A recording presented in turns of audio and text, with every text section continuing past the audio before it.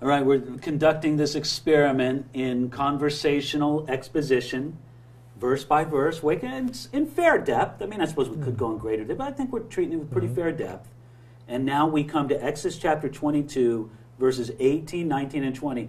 They deal with 3 death sentence crimes. Just boom, boom, boom. Now, but before you even read it, isn't it kind of interesting that these laws, it seems kind of random. First he was talking about property, then he was talking about the bride price of a virgin, and now he's talking about 3 crimes worthy of execution. Yeah, is there any rhyme or reason to this? Is this just like just a random list that was put together? Okay, the general theme is instructions given to judges. Apart from that general theme, you're kind of dealing with a structure that's kind of similar to something you might find in the book of Proverbs. Here's a proverb, there's a proverb. No necessary connection, although you'll see it kind of sometimes dealing in sections with things, but no, generally you're just talking about various laws that we're dealing with. So what are some of the various laws that we're dealing with right here? Well, it says there in verse 18, "You shall not permit a sorceress to live. Whoever lies with an animal shall surely be put to death. And he who sacrifices to any god, except to the Lord only, he shall be utterly destroyed." Okay, so what are our... I mean, bam, boom. Yeah. What are our 3 capital crimes there? Number 1? Sorcery. Sorcery, right? okay. Number 2? Bestiality. Okay, and then number 3? Number 3 is worshiping a false god. All right, idolatry through sacrificing to another god. Wow. All right, well, maybe we take these apart just one Okay, by let's one. look The at first one was sorceress. You shall not permit a sorceress to live. Now, it is interesting that here, and it's true in the original Hebrew as well, it's in the feminine. Did God think it was okay if you had a male sorcerer? Well, I would say no. Okay, then why does it highlight the female sorcerers? Is it more the idea of like a witch type of situation? Well, that's true. In the old King James Version translates witch instead of sorceress. I mean, so the idea is similar. But I think one of the reasons why a woman would be highlighted here is because there would be naturally more sympathy given to a woman. And God says, no, even if a woman is convicted of sorcery. So, I mean, in sort of condemning the more difficult case, God is also condemning the less difficult case if a man was guilty of the same sort of sorcery. Interesting. So, now, listen, what is this kind of sorcery? I mean, first, you could say that it involves some kind of contact with dark or demonic powers or persons. A spirit medium, an occultist, what we would think of a witch or something like that. Secondly, it also had a connection with altered states through either drugs or potions or some other strange things. And in the ancient world, there was understood to be a connection between drug taking and occultic kind of practices. So it'd be almost like, hey, you're part of us, you have to take this substance type mentality? Yeah, and this substance will, by its hallucinations, bring you to another realm of consciousness. And there was thought to be a demonic spiritual connection with that kind of consciousness. It wasn't like just like a magician, like a David Copperfield. No. We're not talking about sleight of hand, now you see it, now you don't. Right. We're not talking about that. We're talking about people who have some kind of connection, some kind of interaction with dark and demonic powers. Now look, notice this. The fact that God says you shall not permit a sorceress to live, it shows that this kind of communication is possible. Interesting. I mean, I don't know if people take that seriously enough. That there are people who really have some kind of interaction with the demonic realm, and not in a good way, but in a dark way. Oh, I think about, like the Ouija boards. I think about, that movie that really was kind of a hit, that Paranormal Activity, which I don't know if it was real or not, but it was perceived like it was this real... This house was, there was a ghost in this house. Haunted in some way. Haunted in some way, and it's really out there. I mean, I feel like our culture is really into that kind of stuff. I feel like there's even something on Discovery Channel, like Ghostbuster type people that go into a house and connect with that. Here it is. People have an ache for the spiritual, and especially for spiritual reality. And this is sometimes the great tragedy. They find spiritual reality in the demonic, but it's evil reality. Look, demonic spirits and the occultic stuff that's around them and the darkness that they bring, it's real, but it's totally malevolent. And that's why God said, for ancient Israel, I'll not allow a sorceress to live. You just put him out from the midst of them. Is this one of the main reasons why when Saul would later consult a medium, it was a real big no-no at that time? It was a big deal, and why Saul had to conceal his identity, when he went and visited the witch of Endor. Yeah. And so, that's that same thing. But just to show how dangerous this sort of communication is with demons and darkness and all the rest. God says, no, it's going to be a death penalty. You shall not permit a sorceress to live.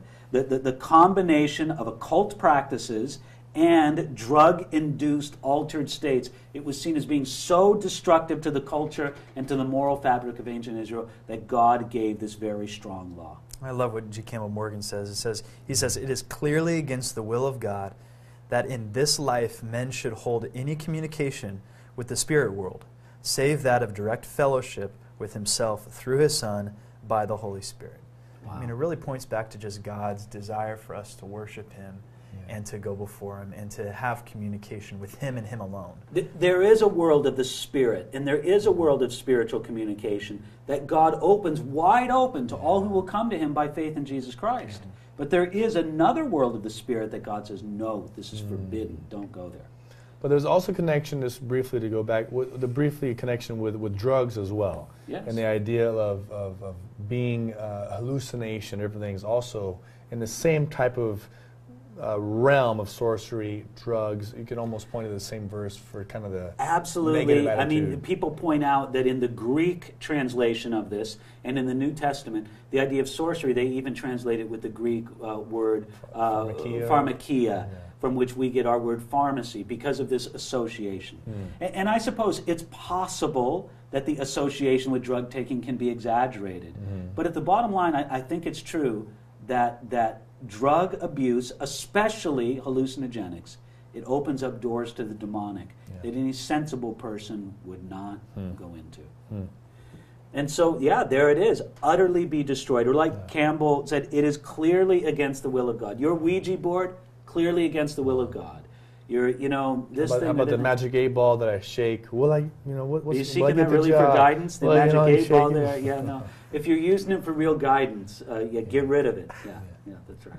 Okay, so that's the first one. The shall not permit a sorceress to live. Number 2 on the list, what was it? This bestiality, this is heavy. Whoever lies with an animal shall surely be put to death.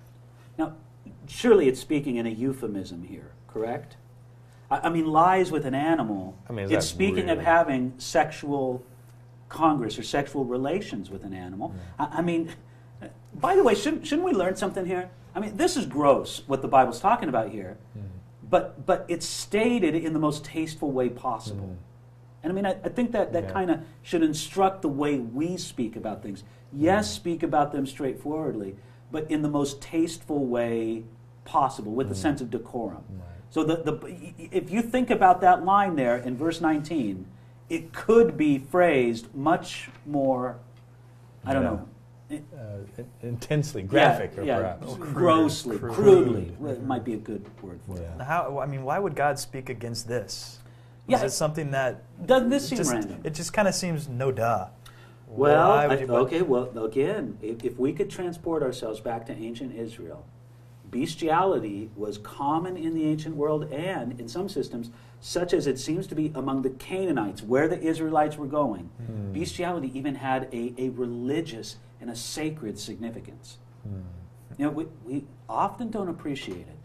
Those Canaanites that the Israelites came in and dispossessed of the land, they were morally depraved. And part of their depravity was widespread sacred bestiality. And God just says, no.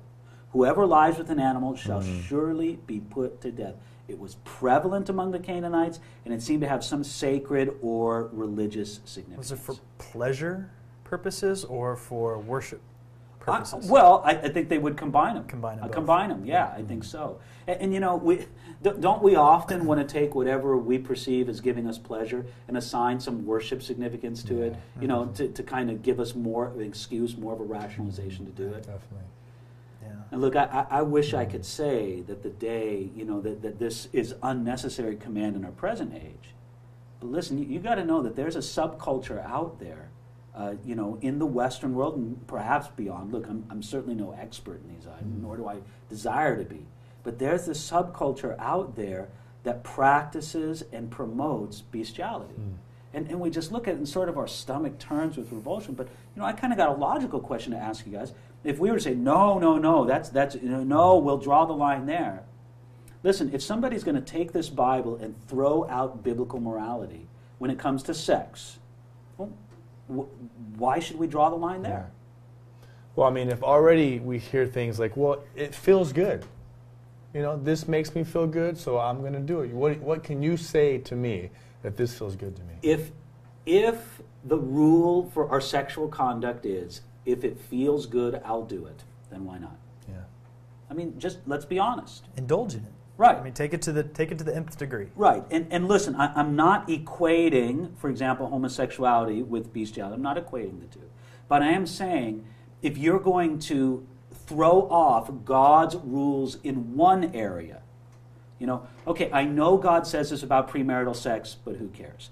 I know God says this about homosexual practice, but who cares? I know God says this about multiple, polygamy, but who cares? On and on and on and on and on. Yeah. Well, then why not this too? I mean, Yeah. because it's all part of a cloth. Yeah. And if we're going to make up the rules, then we'll end up approving of everything. Yeah. It's not a buffet card. You can't pick and choose. That's if right. you're going to get rid of all of it, Well, and I think, any rational, any thinking person realizes that if the measure of sexual morality is this, if it feels good, do it.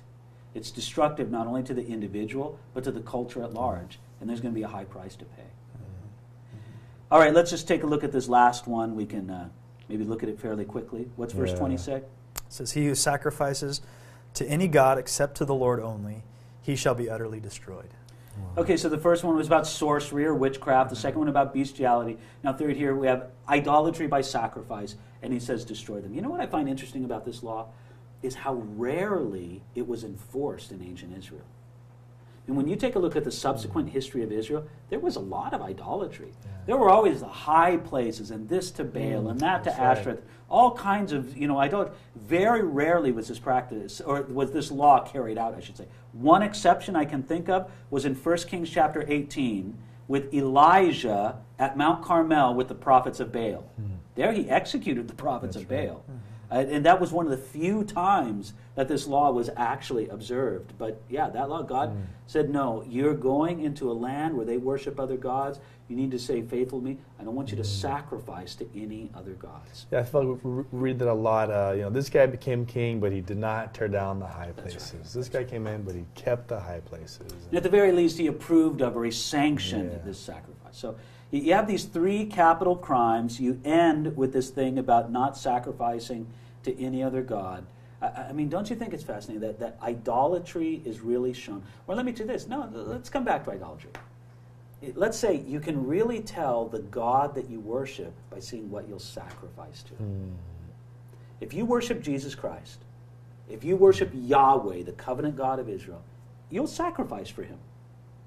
You'll sacrifice of your time, your talent, your treasure. But whatever else is, if you have an idol in place of the Lord, you'll sacrifice for that, won't you, too? People sacrifice for all sorts of things that are their idols. We need to say, no. If somebody were to look at my life and see what I sacrificed for, they would see that I'm a worshiper of Jesus Christ and not anything else. And someone would say, if you want to know what people worship, look at their checkbook. That's right. Look at what they spend their money on, or look at what they're giving their time to. Exactly. Exactly. Yeah. I had a question, kind of backing up. You said that this was rarely enforced. Why is that? I mean, why wouldn't they enforce this? Is it kind of like part of God's mercy? Well, maybe. I mean, Israel just fumbled this. They should have done it more. I don't know if I give you the answer I feel inside. Maybe somebody will email us and correct me on this. My sense is that there was just so much idolatry practice in Israel that it would just seem overwhelming. Yeah. So, where to begin. Yeah. Because when it was enforced with Elijah, with the prophets of Baal at Mount Carmel, it's horrifying. Elijah takes a bunch of the prophets of Baal down by a creek and he slaughters them. Yeah. It's like, you gasp, oh, good heavens. Yeah, but it was, in fact, rarely carried out. Wow, wonderful. All right, well, that ends this. Next one, we'll go on to a bunch of laws having to do with compassion. But that ends this section here of Exodus chapter 22.